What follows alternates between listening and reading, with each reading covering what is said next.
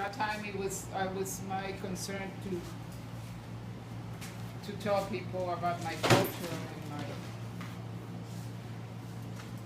my cultures and my traditions, my country. So this is, we put it like this, or we will horizontal.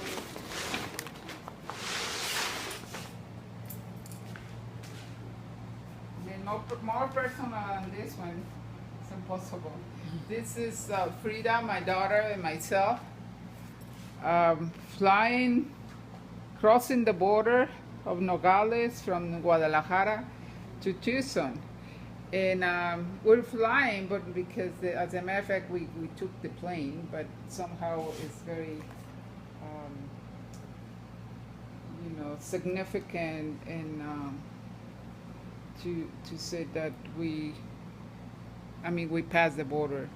And the interesting part of this piece is like, even though we're not carrying anything, that's how we cross the border.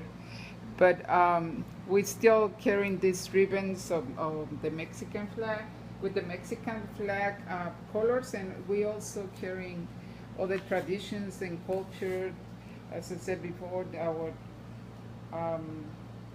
mind, religion, traditions, and then the Colombian, and all those kinds of box that you had your feelings inside. So I'm carrying it with me. Mm-hmm.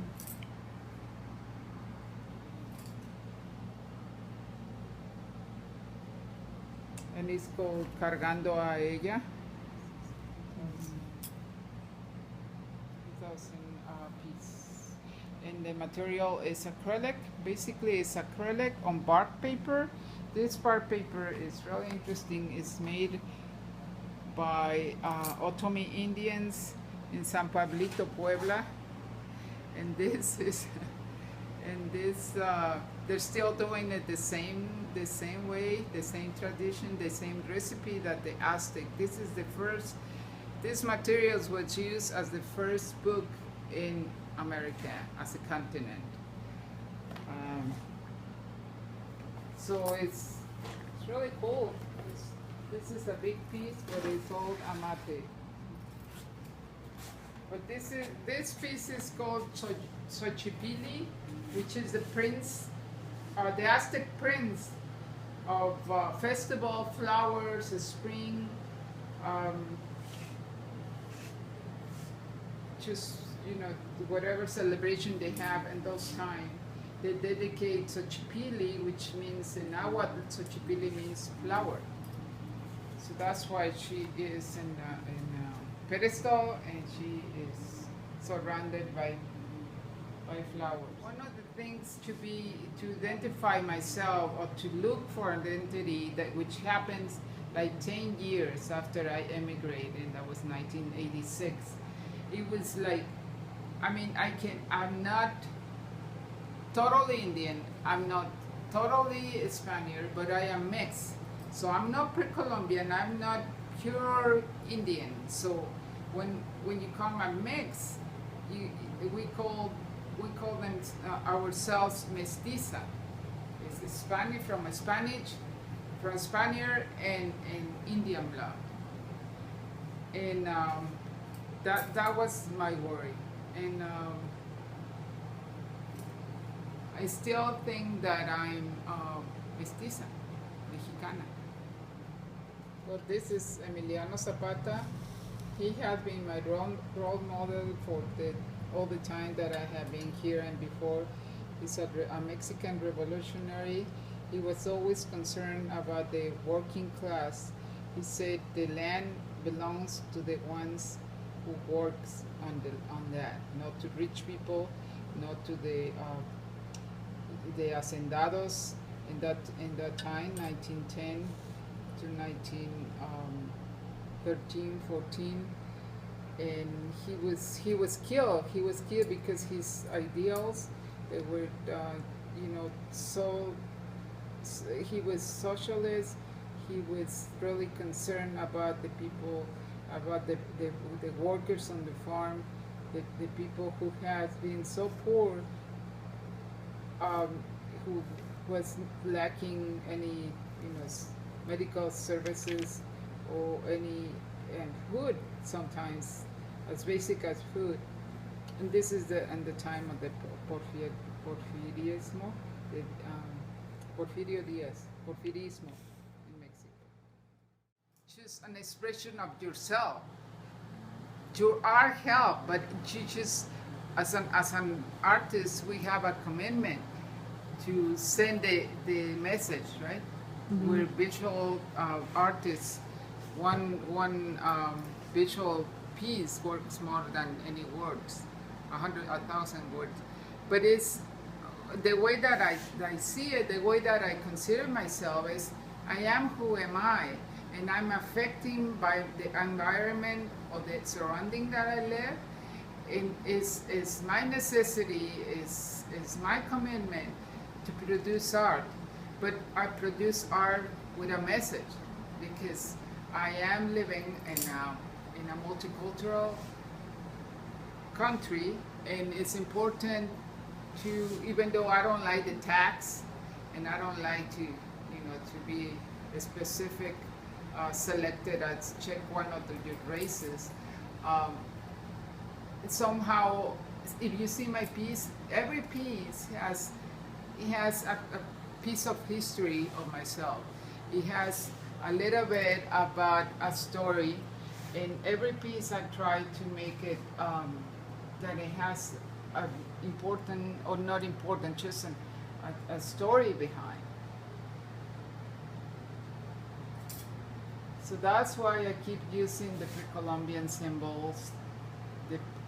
That's why I keep using the women, to empower women, to empower Latinas, to empower Chicanas more and more, just to use them as use the figures, the portraits of them as a strong women, and they can, it's a message for the girls, it's a message for my students to say that they can do whatever they intend to. Their goals are as open as their possibility. It's my intention to encourage them to really get an education, work hard to make a better society, be engaged in community, and see what's going on in politics, especially living in Tucson with all the bad laws and all the races that we experience, not like every day, but very, very often, as Latinas. We were invited to have this show about the frontera, and to create a piece, kind of retablo piece. The retablo are very traditional, not just in Spain, but in Mexico, in all South America. And it's like, it's an painting that you offer to any saint, especially if there's something that you wanted to be helped, or you wanted the miracle to occur. So in this case, it's about the border. It's still in these days, people, when they cross the border, when they risk their lives, not having enough water, not having enough knowledge how is the weather and how difficult will be with the coyotes to really trust them and trying to cross the border. So this is and so these immigrants, we there's a tradition that you offer any saint to cross the border safety. So this is what this piece is about. I offered this piece to Santa Cristina, which is my Santa, and it said that the ex votos has the narrative, and it said the history, the story of what happened. So it said that I crossed the border, safety, and because and I'm very thankful to Santa Cristina, and that it has the Arizona mountains on the back, and the representation of the hands, of the hand and the feet is telling you something that all the people who still every day die try to reaching their goal and their dream to get a better life. The Mexican murals come from three of the big ones. We called it Los Tres Grandes, which is Siqueiros, David Alfaro Siqueiros, Jose Clemente Orozco, and the more well-known Diego Rivera. I come from this direct line because I studied in Mexico. I'm original from there, so I studied my bachelor's in art. So my teacher was the assistant of Clemente Orozco. That's why for me to paint mural is so important. And the reason for that, in that period of time after the Mexican Revolution, it was because, I mean, we had all these people that they not educated, the people in the small towns. So the way to educate people is to make murals and represent what is important in our culture and how we wanted to learn what the importance of education.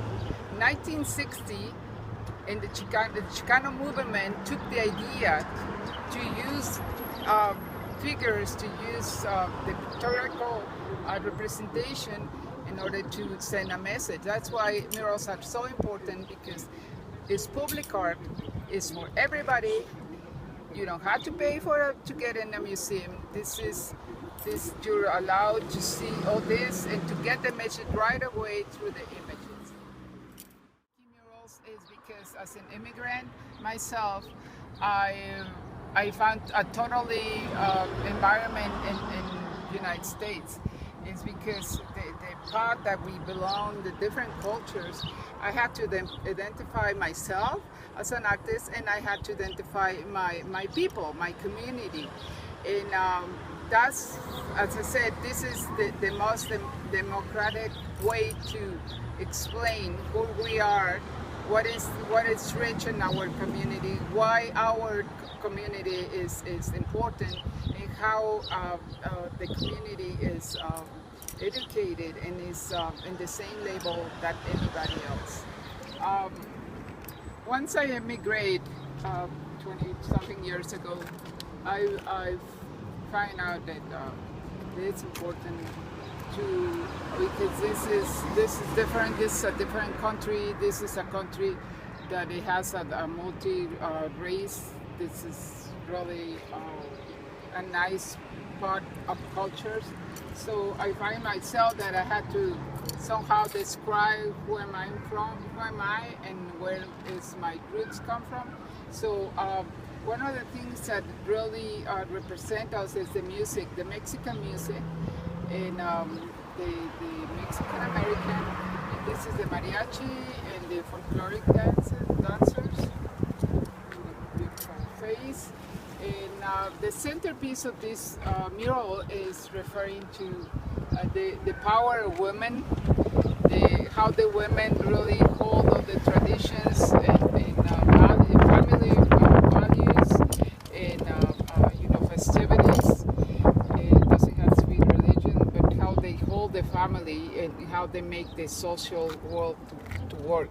So that's why she has different hands, not just two hands, and one is she is holding the flame, being the flame, the main point of the creation. And also, on the other hand, she has in her palm a plant, like that represented the earth, the mother earth, and also she is in the other side. Her hand is holding a little girl, probably her daughter. She is carrying a flag with the number 4 hand, and it's just represented that she, even though she is she holds, and she is working with the family. She still has these political ideas to be the leader and to really push and follow the community on their values. And here also, if you see her closely, she is an angel. She's an angel. This is her wings, so she can fly. She's totally free. And next to and one of her wings, she has a piñata. And again, these are symbols. These are symbols to tell people, to tell the community, to tell people who drive by that what symbol represents us, what is important for the Chicano or Mexican American. At the end, and this is also very important, this is the beginning of our culture. This is pre-Columbian. If you see, this is the Aztec calendar with the Olin at the center, and every single symbol here represents something: water, wind, fire, and so this is somehow this is a sunset, but sunset with history. And right at the corner we have Quetzalcoatl. It's the Aztec god.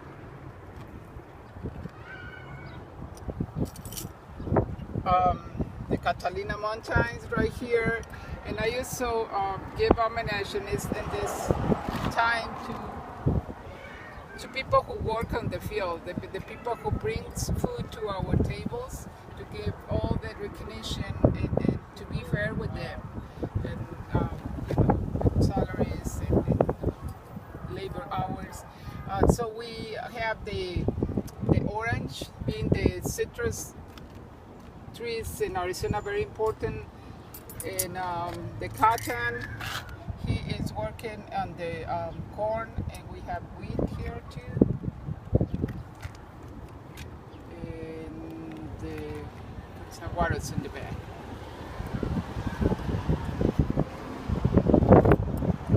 The frame, the mural has a frame. Visually, if you see it from far away, you can see the frame. The frame is relief. It's no flat clay. It was made with mold, and also it has some representation of the Aztec calendar and the flowers. The flowers around it, which has been a really important symbol for Mexicans and religions and the devotion, and just as a symbol of springtime.